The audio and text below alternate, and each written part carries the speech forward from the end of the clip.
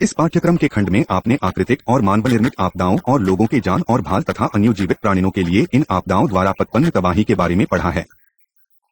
इसके अलावा हमने उपबारी उपाय पदी कोई हो की भी चर्चा की है, यदि हम इन संभाव्य घटनाओं के अभायात का सामना कर सकते हैं।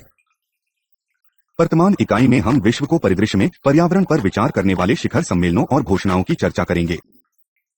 अंतर्राष्ट्रीय कानून परंपरागत रूप से उन नियमों को सम्मिलित करता है जो राज्यों पर उनकी अंतक्रिया और विनिमय पर कानूनी रूप से बंधनकारी है। में नियमवार सोती अर्थात संधिअर्थी या सम्मेलनों, अंतर्राष्ट्रीय रीति रिवाजों, कानून के सामान्य सिद्धांतों और अन्य स्रोतों जैसे न्यायालयीय न्यायाधिकरणों से अपने अधिकार प्राप्त करते हैं। कठोर कानून के क्षेत्रों के अलावा जो कानूनी बंधनकारी अनिवार्यताएं स्थापित करते हैं, तरम कानून भी हैं, जैसे सिद्धांत, घोषणाएं, नियम, चार्टर और मानक जो उसी रूप में बंधनकारी नहीं है, परंतु सदस्य राज्यों, गैर सरकारी संगठनों और पारराष्ट्रीय कंपनियों में स्वीकार्य और वांछनीय व्यवहार के लिए आचरण और नैतिक पृष्ठभूमि में महत्वपूर्ण भूमिका निभाते हैं। लक्ष्य और उद्देश्य।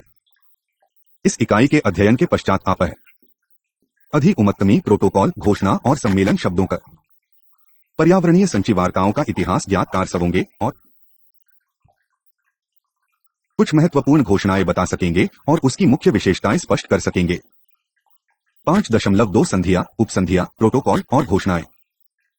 संधियों, ट्रीटीज, संधियों को अभिसमय, समझौता और करार भी कहा जाता है क्योंकि पर्यावरणीय संरक्षण के संबंध में वे अंतर्राष्ट्रीय कानूनी अधिकारों और अनिवार्यताओं के प्रमुख बोध है। प्रोटोकॉल, उपसंधि, प्रोटोकॉल, ऋणी संधियों की अन्य विशेषताएं होती है।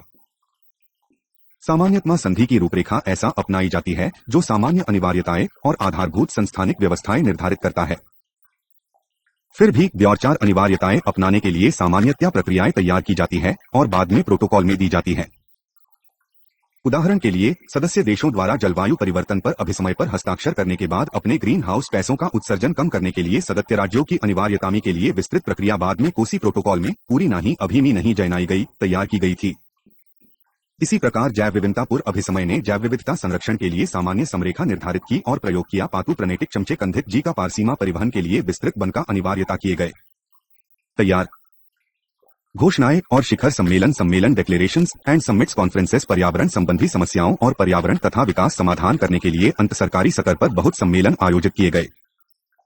इन सम्मेलनों का लक्ष्य घोषणाओं, सिद्धांतों, यज्ञविधियों या नियमों का अंगीकरण करना था जो संधियों की भीति बंधनकारी नहीं थे परंतु अधिकर्ताओं के लिए तथा ऐसी बंधनकारी संधियों के विकास के लिए उपयुक्त परिवेश निर्माण में योगदान करते हैं। पर्यावरण और विकास के मुद्दे पर सबसे अधिक महत्वपूर्ण अंतर्राष्ट्रीय सम्मेलनों में 1973 का स्टॉकहोम सम्मेलन और रियो डी जेनेरियो में आयोजित 1962 का संयुक्त राष्ट्र पर्यावरण और विकास सम्मेलन है।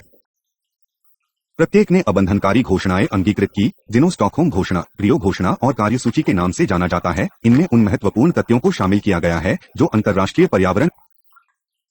पर्यावरण कानून प्रतिबिंबित करते हैं या इसमें योगदान किया है। इसलिए घोषणाएं और शिखर वाहे सदस्य देशों पर बंधनकारी नहीं होती है परंतु नैतिक पृष्ठभूमि तय कराते हैं जिससे कानूनी रूप से बंधनकारी राधियों और अभिसमयों पर विचार विमर्श किया जाता है। उत्तर दक्षिण विभाजन। बहुत सामान्य स्तर पर सभी पर्यावरण संबंधी संधिवाताएं उत्तर पश्चिम विभाजन के अंतरापुषा पर हुई है। जैसा कि निम्नलिखित विवरण स्पष्ट करता है, प्राय सभी संचिवाओं पर उत्तरी और दक्षिणी, दूसरे शब्दों में विकसित और विकासशील देशों के बीच भेदकारी स्थितियों में कठिन दौर की बहस हुई है। प्रश्न उठता है कि ये उत्तर और दक्षिण देश क्या है। उत्तर वह निरूपित करता है जिसका अनुलग्नक या अनुलग्नक के रूप में उल्लेख किया गया है। विकसित देश जिन्हों जलवायु परिवर्तन वार्ताओं में GHG का उत्सर्जन कम करने के लिए विशिष्ट परिमाणात्मक वचनबद्धताएं इस बिंदु पर बाद में विस्तार से चर्चा की गई हैं। शेष विश्व इन अनुलग्न को वो बाहर है। दक्षिण साधारणतया G77 द्वारा निरूपित किया जाता है। 0 से 77 पहले व्यापार और विकास पर संयुक्त राष्ट्र अभिसमय united nations conference on trade and development UNCTAD में 1964 में स्थापित किया गया था। यह विकासशील देशों का समूह है। यह समूह के रूप में विकसित देशी से वार्ता करने के उद्देश्य से बनाया गया था। यह अंतर्राष्ट्रीय वार्ताओं में सहबंधन निर्माण का प्रारंभ था। इस समय 133 राष्ट्र इसके सदस्य हैं। परंतु विकासशील और विकसित देशों में विश्व के विभाजन में शब्द विकसित अवशिष्ट श्रेणी है। इसमें 153 देश है जिससे 130 से 133 G77 देश हैं। 23 देश न तो उत्तर के हैं और न ही G77 के, परंतु उन्हें दक्षिण के साथ सम्मिलित किया गया है। इनमें से कुछ कमी भी विकसित देशों में सम्मिलित होना पसंद करते हैं, जैसे कजाकिस्तान। उत्तर में 40 देश, यूरोपीय संघ के 25 देश शामिल है। सबसे अधिक प्रभावशाली संयुक्त राज्य अमेरिका के अलावा यूरोपीय संघ अन्य उत्तरी गठबंधन में प्रमुख समूह है। 5.3 पर्यावरण संबंधी संधिवार्ताओं का इतिहास। प्रारंभिक प्रयास वन्य जीव, मालियों, पक्षियों और सीलों के संरक्षण तथा सीमित सीमा तक नदियों और समुद्रों की सुरक्षा पर केंद्रित पर्यावरण नियम बनाने के लिए थे। द्विपक्षीय और बहुपक्षीय संघर्ष के समाधान को लिए ये प्रारंभिक नियम और गन्ना जीवों तथा प्राकृतिक संसाधनों के संरक्षण के प्रयास 3 वृहद पहलुओं द्वारा बनाए गए थे। सबसे पहले इन विकास कार्यों में से बहुत से संयुक्त राज्य अमेरिका और यूरोप में जललगत जातियों, वैज्ञानिकों और पारिन संगठनों द्वारा पति के वैधानिकों ने प्राकृतिक संसाधनों के अतिप्रयोग और पर्यावरण द्वारा के बीच संबंध स्थापित करने में महत्वपूर्ण भूमिका निभाई। कुछ अन्य वैज्ञानिकों ने जनाइने निर्वनीकरण और यूनिस प्रेरित किया। दूसरा, साधारणतया विकास उस बहती हुई जांगती पर आधारित थे जो कि प्राकृतिक संसाधनों का दोहन असीमित आधार पर नहीं हो सकता है और कि प्रौद्योगिकी विकास अपने हाथ प्रदूषण और अन्य समस्याएं लाया, इसलिए अंतर्राष्ट्रीय व्यापार प्रतिबंधों और आर्थिक प्रोत्साहनी सहित नियामक प्रोत्साहन के कुछ रूप में देने आवश्यक थे। तीसरा और सबसे अधिक महत्वपूर्ण, वे प्रारंभिक नियम अभिसमय और संधियों यशस्वी पर्यावरण संरक्षण के लिए अंतर्राष्ट्रीय और द्विपक्षीय सहयोग मांगने के लिए थे। पर्यावरण संरक्षण के लिए अपनी कार्यवाहियों निर्धारित करने में राष्ट्र राज्यों के प्रभुसत्ता के यह विद्वाना विषय पर्यावरण पर अनुवर्ती अंतर्राष्ट्रीय संधिवातों में आधारभूत सिद्धांतों में से एक बना रहा। संयुक्त राष्ट्र के अस्तित्व में आने से पहले विकसित महत्वपूर्ण अंतर्राष्ट्रीय नियमों संचियों की सूची निम्नलिखित है।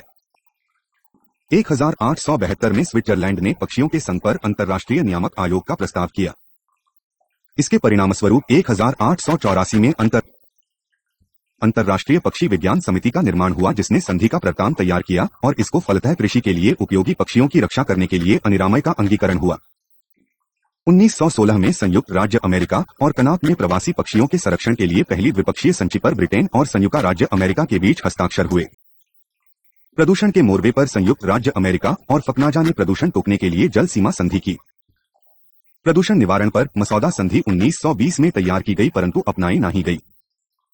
अन्य मसौदा प्रलेखा समुद्र के तेल प्रदूषण के निवारण पर इस अवधि के दौरान तैयार की गई थी परंतु अपनाई नहीं गई। प्रकृति के संरक्षण का मुद्दित करने के लिए प्रकृति के संरक्षण के लिए अंतर्राष्ट्रीय कांग्रेस 1909 में पेरिस में पहला अंतर्राष्ट्रीय संस्थान बनाया गया, जो अपनी किस्म का पहला बहुपक्षीय सचिव में बरन पर पहुंचा। इस पर प्रकृति की अंतर्राष्ट्रीय संरक्षण के लिए परामर्शदात्री समिति के प्रतिष्ठान वो अधिनियम के रूप में 1913 में बने 17 देशों ने हस्ताक्षर किए। यह परामर्शदात्री समिति प्रकृति के अंतर्राष्ट्रीय संरक्षण पर सूचना एकत्र करने, वर्गीकरण करने और प्रकाशित करने के लिए वचनबद्ध थी। 5.4 कुछ महत्वपूर्ण घोषणाएं। 1046 में संयुक्त राष्ट्र की स्थापना से पर्यावरण संबंधी संधियों का एक नया कामाय प्रारंभ हुआ। पर्यावरण संबंधी वातांकों में संयुक्त राष्ट्र की भूमिका पर इकाई 3 में अलग से चर्चा की गई है, इसलिए इस पर यहां विस्तार से चर्चा करना आवश्यक नहीं है, बल्कि संयुक्त राष्ट्र द्वारा प्रारंभ किए गए कुछ महत्वपूर्ण सम्मेलनों और घोषणाओं पर चर्चा की गई है। 5 अप्रैल 2001 मानव पर्यावरण पर संयुक्त राष्ट्र सम्मेलन 1972। जैसा कि नाम से स्पष्ट होता है, संयुक्त राष्ट्र महासभा द्वारा आयोजित सम्मान ने मानव पर्यावरण कम और संरक्षण के लिए सामान्य रूपरेखा दी। इसने पर्यावरण संरक्षण और विस्तार में विश्व के लोगों को प्रेरित करने तथा मार्गदर्शन बनने के सामान्य सिद्धांत निर्धारित किए गए थे। पर्यावरण संस्थान सम्मेलन में मुख्य विषय रहा समुद्री प्रदूषण, संकटग्रस्त प्रजातियों के संकलन से संबंधित स्टॉकहोम सम्मेलन में पहले ही प्रवृत्ति सुदृढ़ की गई थी। विकास और पर्यावरण द्वास के बीच संबंधी का मुद्दा सम्मेलन में कंबल बयब से हल किया गया। सम्मेलन ने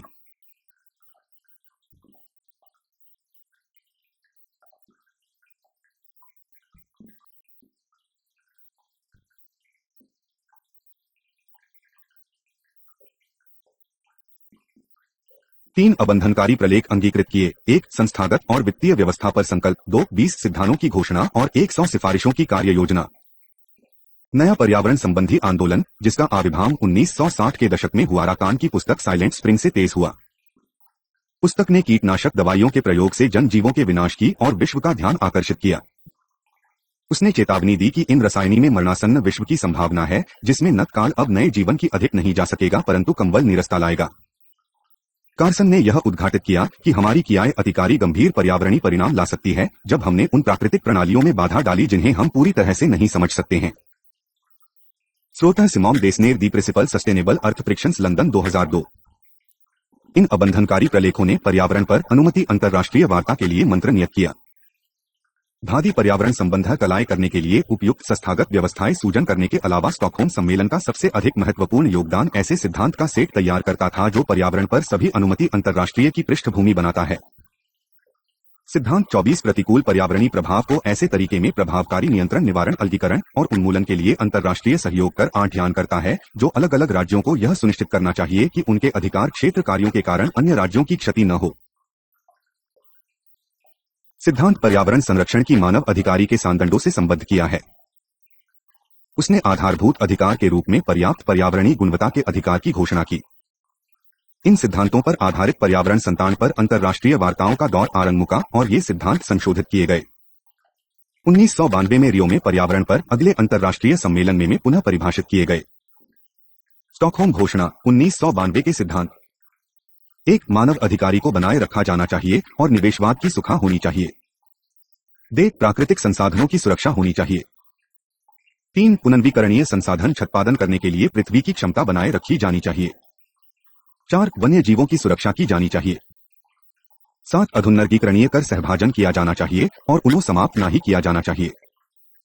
प्रदूषण पर्यावरण की उसे स्वयं स्वच्छ करने की क्षमता से अधिक नहीं बढ़ाया जाना चाहिए। क्षतिकारी हरीय प्रदूषण रोका जाना चाहिए। का पर्यावरण सुधारने के लिए विकास की आवश्यकता है, इसलिए विकासशील देशों को उसको आवश्यकता है। 10, विकासशील देशों को पर्यावरण न करने के लिए उचित निर्यात कीमतों की आवश्यकता है। 11, पर्यावरण नीति विकास में बाधक नहीं होनी चाहिए।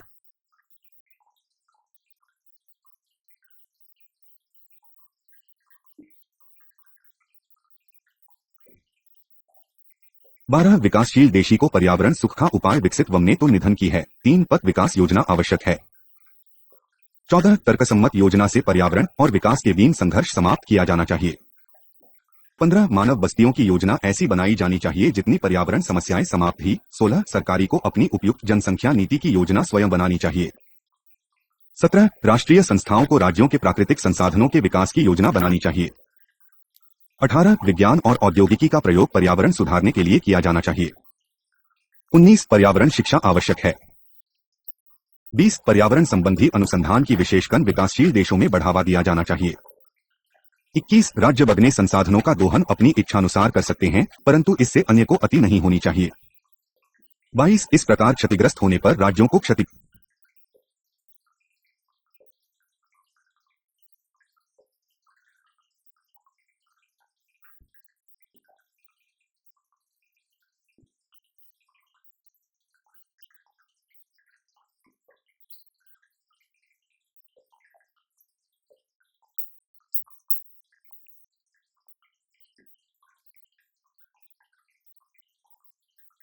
को क्षतिपूर्ति करनी चाहिए। 23, प्रत्येक राष्ट्र को अपने स्वयं के मानक स्थापित करने चाहिए। 24, अंतर्राष्ट्रीय मुद्दों पर सहयोग होना चाहिए।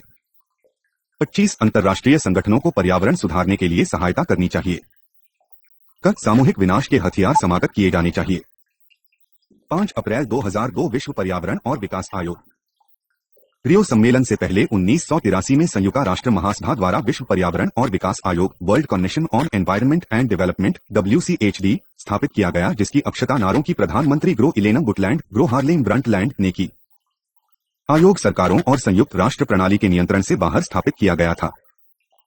आयोग को परिवर्तन के लिए विश्व विकसित करने के लिए कहा गया। बुंटलैंड ने विश्व पर्यावरण और विकास आयोग के अधिदेश के भाग व के रूप में रिपोर्ट लिखी, जिसे अब पर्याप्त लोकप्रियता मिली है और इंदलैंड रिपोर्ट या हमारा उम्मानी कैर कॉमन फ्यूचर के नाम से जाना जाता है। बहुत से उपायों में यह रिपोर्ट पर्यावरण विकास और संरक्षण पर अंतर्राष्ट्रीय वार्ताओं की दिशा बदलने के लिए प्रेरक सिद्ध हुई। सबसे अधिक महत्वपूर्ण यह है कि रिपोर्ट ने सतत विकास की संकल्पना में योगदान किया है, जो विकास कार्यों से पर्यावरण विकास को दृढ़ता से जोड़ता है। वर्तमान दशक 1980 का दशक को सामाजिक समस्याओं से पीछे हटने के रूप में देखा गया है। वैज्ञानिक हमारे बयान में ताकाल लाते हैं जो जटिल समस्याएं हमारे जीवन पर रुकती है, जैसे ग्लोबल वार्मिंग, पृथ्वी के ओजोन परत को संकट, कृषि भूमि का सहनीकरण।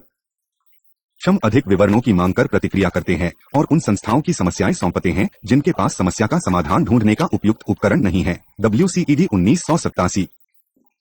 यद्यपि सतलता सस्टेनेबिलिटी को विधार का लंबा इतिहास है, भौतिक जैविक सामाजिक संकल्पना के रूप में इस पर विमान रात से पहली बार बुटलैंड रिपोर्ट में किया गया था। इसने न केवल अवधारणा लोक प्रचलित बनाया अपितु इसे विश्वव्यापी नीतिपरक सोचाई तक ले गया। कष्ट रिपोर्ट द्वारा सत विकास की परिभाषा ऐसे विकास के रूप में की गई है जो भावी पीढ़ियों की अपनी आवश्यकताएं पूरी करने की बमाक से कोई समझौता किए बिना वर्तमान की आवश्यकताएं पूरी करता है। सतत विकास की इस धारणा ने बहुत से बलोचनात्मक विंतन को आकर्षित किया है। फिर भी पर्यावरण पर अंतर्राष्ट्रीय कर्ताओं में बुटालैश की रिपोर्ट के सबसे अधिक महत्वपूर्ण योगदान में दो पहलू शामिल है। पहला, मुंटना के मत ने मानव कल्याण और मान को प्रति पर है। रिपोर्ट द्वारा निर्धारित कार्यसूची से प्रभावित जो विकासशील देशों की चिनाओं को भी प्रतिशनित करता है। अंतर्राष्ट्रीय पर्यावरण व अब सुख और भी यान देती है। पर्यावरण संबंधी मामले आर्थिक मामलों जैसे व्यापार और विकास के संदर्भ में किए जा रहा है। बुटलैंड रिपोर्ट का प्रभाव दूरगामी है क्योंकि इसने विकला तो इसे जोकर पर्यावरण या अंतर्राष्ट्रीय कर्ताओं की दिशा बदली है। संयुक्त राष्ट्र पर्यावरण और सतत विकास सम्मेलन में विषम विषय आरकॉम फेचर 1987 रिपोर्ट द्वारा प्रेरित हुआ। विश्व और विकास आयोग को मुंटलैंड आयोग भी कहा जाता है, जो सतत और पर्यावरण की दृष्टि से दूध विकास प्रोत्साहित करने के प्रवास सुदृढ़ करने की रणनीतियों पर बल देता है। सर्वाधिक व्यापक रूप से 8 विकास की परिभाषा है।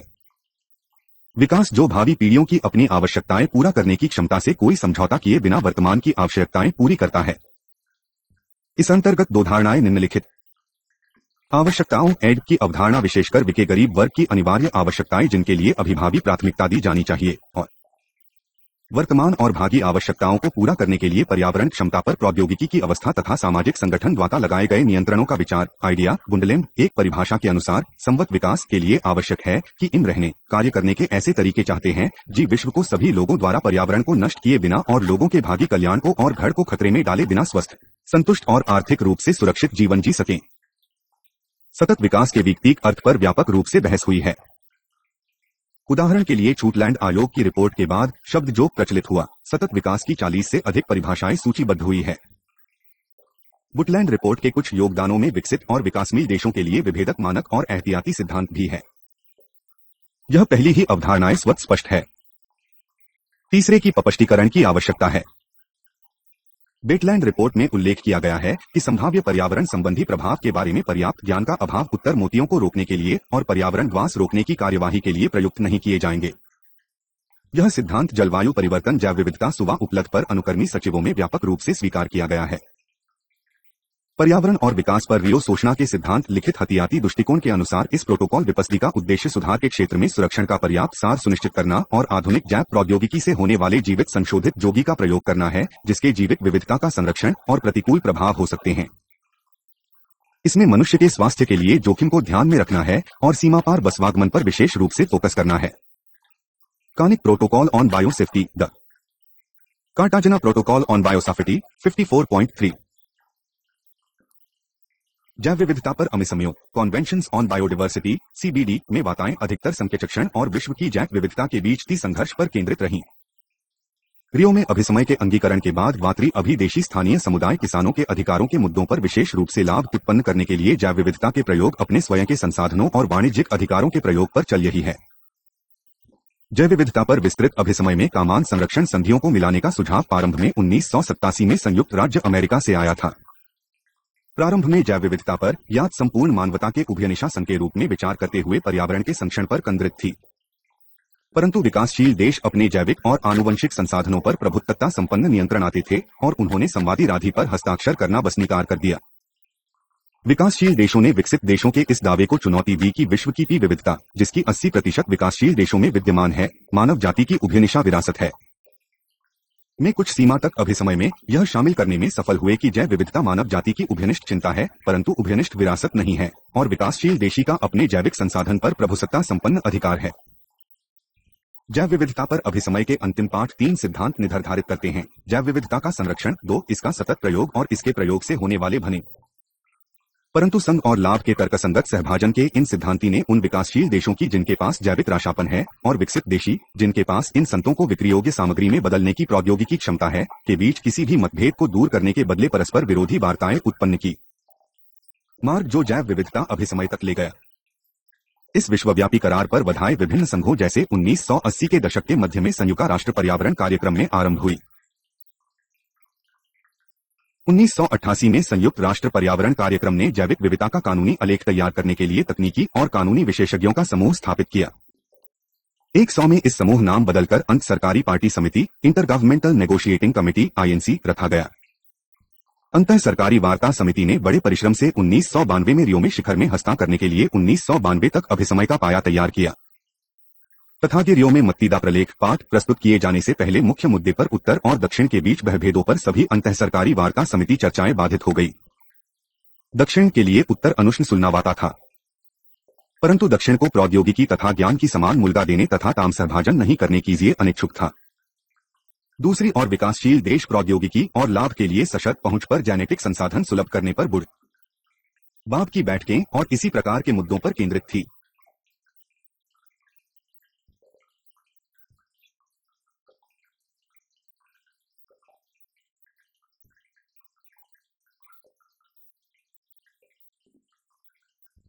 इन मतभेदों के बावजूद अभिरामय का मसौदा सम्मेलन में प्रस्तुत किया गया था। संयुक्त राज्य अमेरिका ने इस आधार पर हस्ताक्षर करने से मना कर दिया कि संधि विकासशील देशों को बहुत अधिक छूट दे रही है। ब्रिटेन ने तो पहले इसका विरोध किया, परंतु अंत में इस पर हस्ताक्षर कर दिए। विकासशील देशों ने भी वित्तीय व्यवस्थाओं पर आगे कोई स्पष्टीकरण भी के बिना इस पर हस्ताक्षर किए।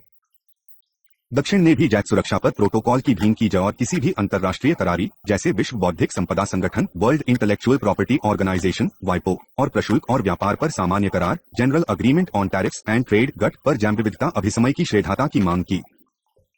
उस बैठक में लगभग प्रत्येक देश ने जैव विविधता अभिसमय पर हस्ताक्षर किए। 1996 के प्रारंभ तक 140 देशों द्वारा इसकी अभिपुष्टि की गई। 29 दिसंबर 1993 को अभिसमय अंतर्राष्ट्रीय कानून के रूप में लागू किया गया।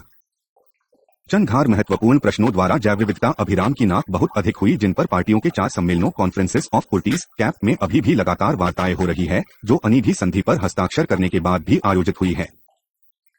क्या एक देश के जैविक संसाधन उभयनिष्ठता मानव विरासत की भावना में दूसरे देश में मुजाब से उपलब्ध हो सकते हैं, या क्या देशों को अपने आनुवंशिक और जैविक संसाधनों के स्तर पर समुचित वित्तीय और अन्य प्रतिलाभ की मांग करने का अधिकार होगा। 2 यदि स्थानीय समुदायों ने पीढ़ियों के लिए जैविक और आनुवंशिक संसाधन पोषित और विकसित किए हैं, तो वाणिज्यिक प्रयोग से होने वाले लाभ उनमें कैसे बांट जाएंगे। 3 या मनुष्यों को जन्म जीवकों को टेस्ट करने का अधिकार है। 4 क्या आनुवंशिक और अन्य संसाधनों पर या इन संसाधनों से संबंधित ज्ञान का अन्य द पीपल्स प्रौद्योगिकियों पर निजी एकाधिकारी अनुमति दी। सतत विचार विमर्श किसान बनाम प्रजन। अधिकांश संयुक्त राज्य अमेरिका में स्थित जैव प्रौद्योगिकी कंपनियों के व्यापारिक हित जैक सिंकिरता अनिस्मय के विशुद्ध शक्तिशाली हित बनाते हैं। इन नियमों की शक्ति रिमो में प्रकाश में आई। अमेरिका में इन व्यापारिक समूहों के दबाव में राष्ट्रपति जॉर्ज बुश के प्रशासन घोषणा की कि अभिरामा बौद्धिक संपदा अधिकारी इंटेलेक्चुअल प्रॉपर्टी राइट्स IPR की अवधारणा पर आक्रमण है। संधि पर इन आपत्तियों के आधार पर अमेरिका ने मंदिर हस्ताक्षर करना अस्वीकार किया। अमेरिका ने स्थानीय समुपाधि के स्वामित्व और ज्ञान अधिकारों को स्वीकार करने से मना कर दिया। साथ ही प्रौद्योगिकी के स्वामित्व अधिकार और जैव प्रौद्योगिकी, फार्मास्यूटिकल तथा कृषि आधारित कंपनियों की जानकारी पर ढूंढता से दावा किया। अमेरिका ने हस्ताक्षर किए, परंतु अभी तक अभिपुष्टि नहीं की है। समुदाय बनाम वाणिज्यिक अधिकारों के बीच यह सचर्ष रियो शिखर सम्मेलन से लगभग 1 दशक पहले व्यक्त हो गए थे। हमें संयुक्त राष्ट्र और कृषि संगठन द्वारा आयोजित सम्मेलन में अंतर्राष्ट्रीय पादप आनुवंशिक संसाधन श्वासन पर वार्ता के समय पादप जर्मप्लाज्म के मुक्त प्रवाह कर प्रस्ताव किया गया था। हजारों शताब्दियों से अभी तक इस चमन का पालन किया गया है, परंतु कई औद्योगिक देश संयुक्त राज्य अमेरिका, ब्रिटेन, फ्रांस और जर्मनी सहित ने अभी तक इसका एक पक्ष बनने से मना किया है। यह इस कारण से है कि आश्वासन में विकासशील देशों में समुदायों द्वारा संरक्षित केवल आनुवंशिक और जैविक संसाधन ही नहीं, बल्कि आनुवंशिक संसाधनों के सभी प्रकारों का मुक्त प्रवाह स्पष्ट रूप से शामिल किया गया है। परंतु विकसित देशों के वैज्ञानिकों और बहुराष्ट्रीय निगमों द्वारा विकसित नई फिल्मों को भी शामिल किया गया है। यद्यपि यह तर्क दिया जाता है कि दक्षिण में परंपरागत समुदायों द्वारा आरक्षित आनुवंशिक और जैविक संसाधन उभयनिष्ठ मानव विरासत है, उत्तर में वैज्ञानिक और व्यापारिक स्थापनाओं में विकसित नई किस्मों को मानव जाति की उभयनिष्ठ विरासत नहीं समझा गया था। इस ज्ञान को उनका विशिष्ट अधिकार के रूप में समझा गया था जिन्होंने इसे विकसित किया है। यह दोहरा मानदंड बाद में जैव विविधता अभिसमय में जैविक और आनुवंशिक संसाधनों पर सभी वार्ता का केंद्र बिंदु रहा है। 5 अप्रैल 2004 व्यापार और पर्यावरण प्रशुल्क और व्यापार पर सामान्य करार गट से विश्व व्यापार संगठन WTO तक 1944 में द्वितीय विश्व युद्ध के बाद बेट में अंतर्राष्ट्रीय नेताओं के बीच सम्मेलन में 3 अंतर्राष्ट्रीय संगठन स्थापित करने की सिफारिश की गई थी। 1 अंतर्राष्ट्रीय मुद्रा कोष IMF, 2 बहुराष्ट्रीय पुनर्निर्माण और विकास बैंक IBRD या विश्व बैंक और 3 अंतर्राष्ट्रीय व्यापार संगठन ITO। पहले वो संगठन 1945 में स्थापित किए गए थे, परंतु तीसरे के बारे में गंभीर विवाद थे। संयुक्त राज्य अमेरिका, ब्रिटेन और कुछ अन्य देशों ने 1947 में प्रशुल्क और व्यापार पर सामान्य करार general agreement on tariffs and trade GATT नाम का अभिसंगठन स्थापित किया। मुक्त राष्ट्र के नेतृत्व में अंतरराष्ट्रीय व्यापार संगठन स्थापित करने के लिए बहुत की सिफारिशों के बावजूद बशुल्क और व्यापार पर सामान्य करार बना हाथों की संयुक्त राज्य अमेरिका ने इसकी अभिपुष्टि करने से मना कर दिया। जब सभी तीनों संगठन वेतन संस्थाओं के रूप में जाने जाते हैं, इन पर प्रभ से ही इन पर संयुक्त राज्य अमेरिका का प्रभुत्व था। प्रशुल्क और व्यापार पर सामान्य करार विशेष रूप से विकसित देशों के अति पक्षपाती था और अनौपचारिक रूप में धनी व्यक्तियों का कहा जाता था।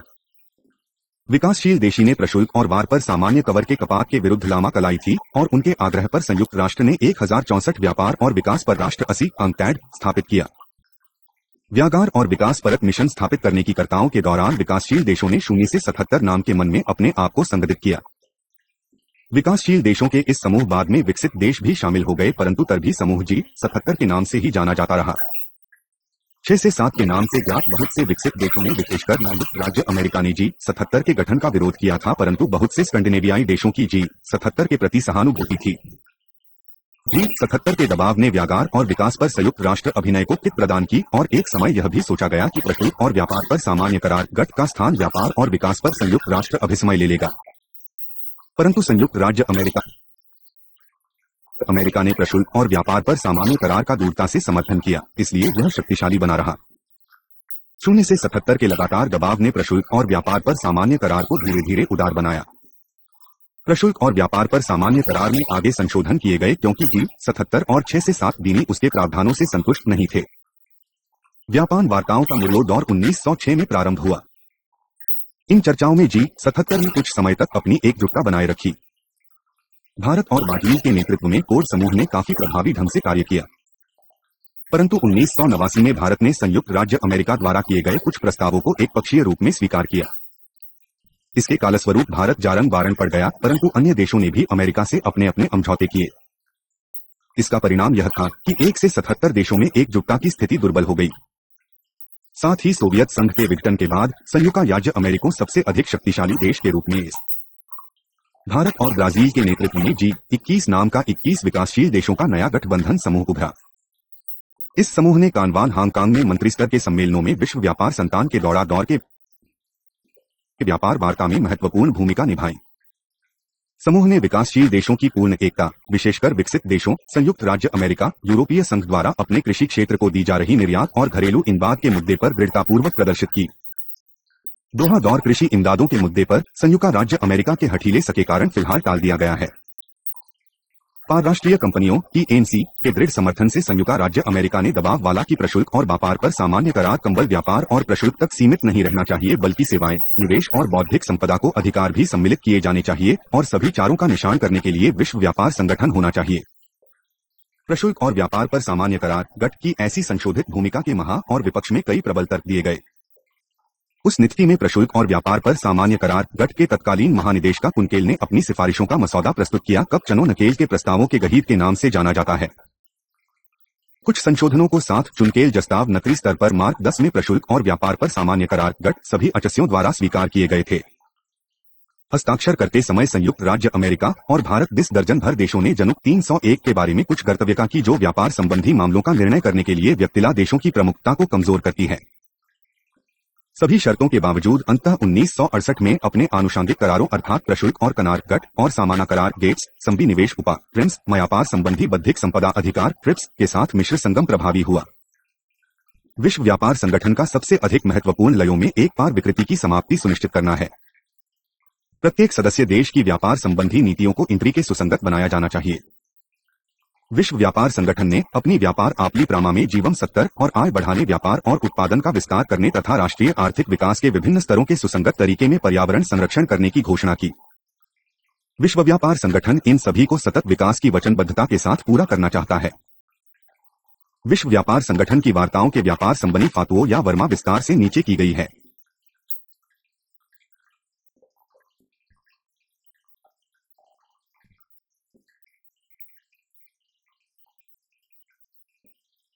एक, बौद्धिक संपदा अधिकार के व्यापार संबंधी पहलू, trade related aspects of intellectual property rights, trips.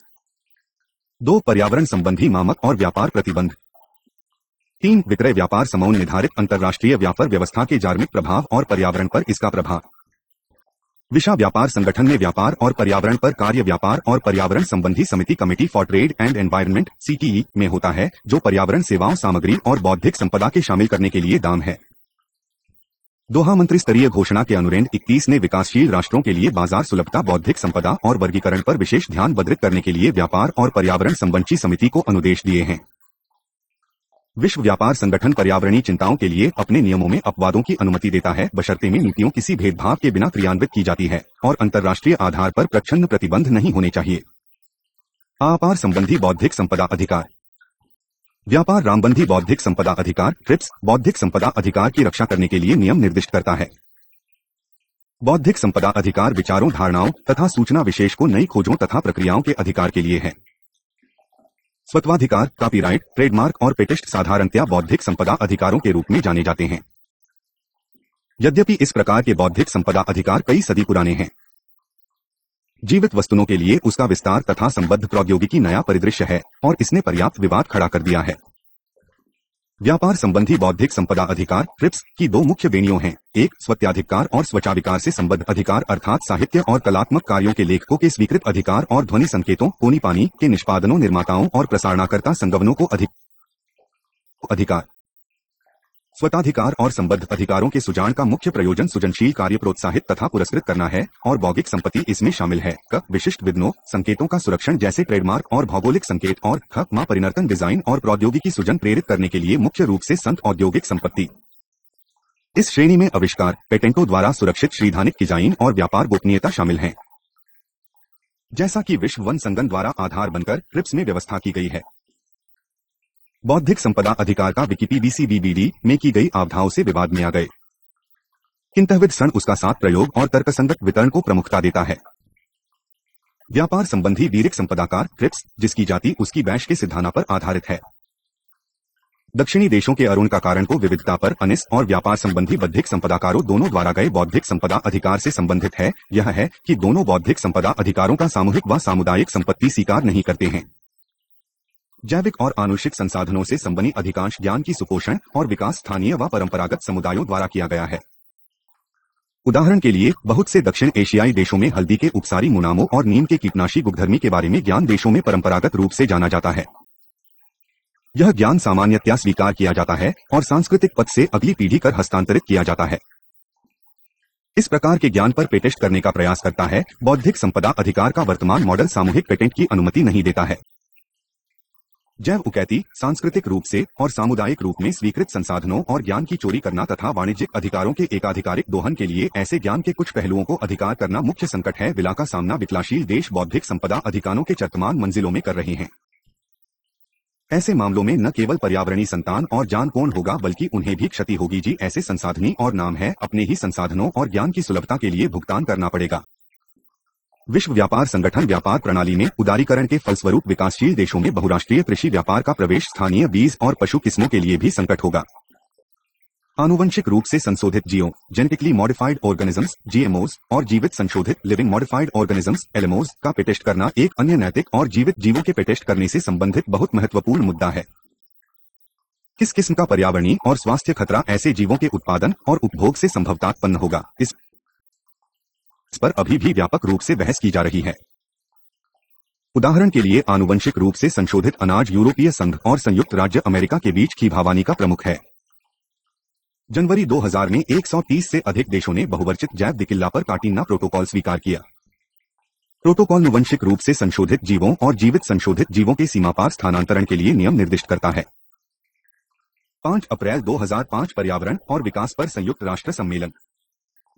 दिसंबर 1987 में संयुक्त राष्ट्र महासभा ने क्विंसलैंड रिपोर्ट स्वीकार की और उसके अगले वर्ष पर्यावरण और विकास पर संयुक्त राष्ट्र सम्मेलन United nations conference on environment and development से बुलाया। जी अंततः 1002 में ब्राजील के रियो में हुआ बुटलेनिया रिपोर्ट ग्रहण करते हुए पर्यावरण और विकास पर संयुक्त राष्ट्र सम्मेलन ने सभी देशों में पर्यावरण की दृष्टि से सख्त और स्वस्थ विकास को बढ़ावा देने के लिए पर्यावरण ध्वंस को प्रभावी को रोकने तथा उलटने की रणनीतियों तथा उपायों को करने के संबंध में अपने अधिदेशी की घोषणा की। पर्यावरण और विकास पर रियो घोषणा। पर्यावरण और विकास पर संयुक्त राष्ट्र सम्मेलन में निकली घोषणा, जिसे रियो घोषणा के रूप में जाना जाता है, उन सिद्धांतों और लक्ष्यों का विवरण है जिन्हें पर्यावरण और विकास पर संयुक्त राष्ट्र सम्मेलन में 175 देशों द्वारा स्वीकार किया गया था। अनुसार यह साधारण रूप में और अनस्पष्ट माया में तैयार किया गया था। यह संयुक्त राष्ट्र में बहुत से राजनीतिक विषयों को स्पर्श करता है। पर्यावरण और विकास पर संयुक्त राष्ट्र सम्मेलन के सहसचिव सेवियो तथा स्वत यह प्राप्त करने के लिए आपस में मिलने के लिए प्रेरित कर सकेंगी। चाहे पृथ्वी पर लोगों ऐसी सावात्मक अपील करने में घोषणा सफल हुई हो या नहीं हुई है, परंतु यह घोषणा निस्संदेह विकासशील देशी की कार्यसूची में इसे सबसे आगे रखने में सफल हुई है। घोषणा विकसित और विकासशील देशों के बीच कई समझौतों का जल्लेख करती है और पर्यावरण सना और आर्थिक विकास के उद्देश्यों के बीच संतुलन बनाती है। प्रस्तावना घोषणा के लक्ष्य की घोषणा करता है कि यह नई और तर्कसम्मत भूमंडलीय सहयोग होता। प्रस्तावना की अंतिम पंक्ति गैर सरकारी संगठनों के पर जोड़ी नहीं थी कि प्रस्तावना में पारितंत्र दृष्टिकोण पृथ्वी की अभिन्न और स्वतंत्र प्रकृति और इसी अपने घर के रूप में घोषणा करके बुनियादी मानव नैतिकता की नींव दोनों प्रतिबिंबित होने चाहिए। सिद्धांत मानव प्राणी को सतत विकास के केंद्र में रखने की घोषणा करता है। 0 से 77 और चीन के आग्रह पर घोषणा इस केंद्रीय विषय पर तैयार की गई थी कि यह लोगों और उनके पर्यावरण और विकास के बारे में थी। सिद्धांत 2 इस पर बल देने के लिए स्टॉकहोम घोषणा के सिद्धांत पर बताया गया है कि प्रभुता, अधिकार और कर्तव्य एक सिक्के के दो पहलू है और उनका विश्लेषण अलग अलग से नहीं किया जा सकता है। फिर भी स्टॉकहोम घोषणा के असमान जिसने पर्यावरण के अधिकार की घोषणा आधारभूत मानव अधिकारों के रूप में की थी, रियो घोषणा ने सिद्धांत के रूप में विकास का अधिकार स्वीकार किया, जिससे वर्तमान और नागी पीढ़ी की विकास और पर्यावरण सभाची आवश्यकताओं की पूर्ति न्यायसंगत ढंग से ही सकेर विकास के अधिकार की अवधारणा को 0 से 77 और चीन के आग्रह पर शामिल किया गया था, जिसका संयुक्त राज्य अमेरिका कनाया और यूरोपीय संघ ने यह कहते हुए विरोध किया कि यह कृत्रिम अधिकार है। G7 ने तर्क दिया कि विकास के अधिकार की अवधारणा आधारभूत मानव अधिकारों के दुरुपयोग से ध्यान हटाने के लिए रखा गया है। 1 से 77 और चीन ने दूसरी ओर विकास सहायता बना राष्ट्रीय अर्थव्यवस्था और गरीबी के कारणों के बारे में राजनीतिक चाहत से इस पर बल दिया। यह मुद्दा लगातार बना रहा और मानव अधिकारों, पर्यावरण संरक्षण और विकास पर कई अना बहसों में छाया रहा। संयुक्त राज्य अमेरिका में सिद्धांत 3 स्वीकार करने से मना कर दिया कि मानव अधिकार के रूप में विकास का अधिकार नहीं है और उस समय इसके लिए आपत्ति दर्ज की जब रियो घोषणा स्वीकार की गई थी। संयुक्त राज्य अमेरिका की आपत्ति इस तर्क पर बनी रही कि विकास के अधिकार नहीं है, परंतु यह लक्ष्य है जो इस पर निर्भर करता है कि मानव अधिकार भी से सुरक्षित किए जाते हैं और बढ़ाए जाते हैं। सिद्धांत 4 सतत विकास के सबसे अधिक समीप है। इसमें घोषणा की गई है कि सतत विकास प्राप्त करने के लिए पर्यावरण संरक्षण विकास प्रक्रिया का अभिन्न अंग होना चाहिए। आगे सिद्धांत 5 में कहा गया है कि गरीबी उन्मूलन सतत विकास के लिए अपरिहार्य अपेक्षिता है। सिद्धांत कम से कम विकसित और पर्यावरण की दृष्टि से संवेदनशील देशों के विशेष प्राथमिकता देने के लिए वचनबद्ध है। सिद्धांत 1 G77 और चीन और विकसित देशों के बीच गया। विकासशील देशों के प्रतिनिधि ऐसा सिद्धांत चाहते थे जो वर्तमान विश्वव्यापी पर्यावरण संबंधी समस्याओं का दोष सीधे विकसित देशों पर बने अपने मसौदे में विकासशील देशों को विकसित देशों से गैर वाणिज्यिक दरों पर मिश्री के हस्तांतरण कर पावित्य लेगा और पर्यावरणास से निपटने में अधिक भूमंडलीय सहायता देना चाहते हैं। अंतिम सिद्धांत प्रलेख विकासशील देशों की आकांक्षाओं के समीप नहीं आया। सिनिशा का अंतिम पाठ स्वीकार करने के लिए अनी हुई। सिद्धांत न ही मानता है कि विश्वव्यापी प्रकीर्णन समस्याओं के लिए किन भिन्न योगदान ध्यान रखते हुए राज्यों की समयनिष्ठ परंतु विभेदकारी उत्तरदायित्व है। इसके अलावा यह कहा गया है कि विश्वव्यापी पर्यावरण द्वारा पर उनके सहयोगी दयाहुतक विकास का दिल विकसित देशों को लेना चाहिए। विकासशील देश के विकसित देशों के रावल की स्वीकृति मात्र से प्रसन्न नहीं थे। यद्यपि विकसित देशों के प्रतिनिधियों ने तर्क दिया कि विकासशील देशों से वैसी ही स्वीकृति के बिना एक तरफा उत्तरवामिला लेना विकसित देशी के लिए उपयुक्त नहीं होगा। अंतिम पाठ एक समझौता पाठ था। संयुक्त राज्य अमेरिका ने यह कहते हुए सिद्धांत पर व्याख्यात्मक विवरण रिकॉर्ड किया कि वह पर्यावरण संरक्षण के लिए विशेष नेतृत्व के महत्व को समझता है और विकासशील देशों के लिए किसी भी प्रकार की बाध्यताएं या देवताएं स्वीकार नहीं करता है। रोष 20 सिद्धांतों ने पर्यावरण संरक्षण के भिन्न भिन्न अभिकर्ताओं के अधिकार और बाध्यताएं परिभाषित किए हैं जो अधिकांशतः अविवादास्पद है। इस प्रकार रियो घोषणा स्टॉकहोम पर सतर्क सुधार को निरूपित करती है, परंतु घोषणा में सबसे अधिक कठिन राजनीतिक मुद्दों जैसे संसाधन हस्तांतरण, ऐतिहासिक पदाविश, जीवन शैलियों और उपभोग, युद्ध और पर्यावरण तथा व्यापार और पर्यावरण को बहुत सावधानी पूर्वक अछूता रखा गया है। फिर भी घोषणा अपने अंगीकरण से विश्वव्यापी पर्यावरणीय समस्याओं पर सभी वार्ताओं के लिए सबसे अधिक महत्वपूर्ण मार्गदर्शी पृष्ठभूमि प्रदान करता है। 5.5 रियो +5 और रियो +10 रिवी 6 मंच का फोकस कार्यसूची से कार्यवाही सतत विकास करना था। मंच ने स्थानीय, राष्ट्रीय और विश्व स्तर पर सतत विकास क्रियाशील बनाने के लिए प्रमुख रणनीतियों और प्रबंधन प्रणालियों की पहचान करने पर केंद्रित किया। यह स्वीकार किया जाना चाहिए कि कार्यसूची 21 को कोष दिया गया था और रियो शिखर सम्मेलन 1992 के प्रतिबद्ध सिद्धांतों के क्रियान्वयन में बहुत कम प्रगति की गई। वह स्वीकार किया गया कि ग्रह पृथ्वी का स्वास्थ्य 30 वर्ष पहले की तुलना में काफी खराब हो गया है, परंतु सतत विकास को वित्त पोषण के उपाय कैसे किए जाएं, यह अनिर्णित रहा और ठोस कार्यवाही के लिए कुछ नई वचनबद्धताएं भिन्न भिन्न सरकारी द्वारा की गई थी। रियो पोषण में सतत विकास के प्रति दृष्टि में परिवर्तन सुझाते हुए बहुपक्षीय स्तर पर कई कार्य प्रारंभ किए। मरुतु 1997 तक यह महसूस किया गया कि यह उत्साह जी पहले दिखाया गया था, अब कम हो गया है। यह प्रारंभ किए गए प्रयासों के लिए पक्का था। संयुक्त राष्ट्र पर्यावरण कार्यक्रम अनुसार पर्यावरण का ध्वंस जारी है तथा सतत मविधा के लिए प्रगति बहुत अधिक धीमी है। संयुक्त राष्ट्र पर्यावरण कार्यक्रम 1997। तब से 5 वर्ष बीत चुके हैं, जब रियो सम्मेलन ने स्पष्ट दिखाया है कि विश्वव्यापी राजनीतिक और आर्थिक संस्थाना गरीबी और प्राकृतिक संसाधनों का मनमाने ढंग से अत्यधिक प्रयोग के विरुद्ध संघर्ष में तदमुकुल प्रगति नहीं हुई है। फरमन को वेनरी कार्यासी ब्राजील, जिसके देश ने 1982 पृथ्वी शिखर सम्मेलन रियो 1997 आयोजित किया। 2002 का जोहान्सबर्ग शिक्षा सम्मेलन 1997 की बैठक के कस में था। विकास पर शिखर सम्मेलन को पृथ्वी ग्रह को बचाने और गरीबी उन्मूलन बलिए प्राकृतिक संसाधनों का गोचित करते तरीकों पर चर्चा करनी थी। यह घोर निराशा में हुई क्योंकि किसी भी संकट का सामना करने के लिए कोई नई प्रतिबद्धता नहीं की गई थी और सरकारों की उत्साहहीन प्रतिक्रिया से प्रगति का अनाव दिखाई दिया, यहाँ तक कि पर्यावरण नष्ट होते रखा। यहाँ को कमजोर और अवधनकारी करारों के साथ समाप्त हो।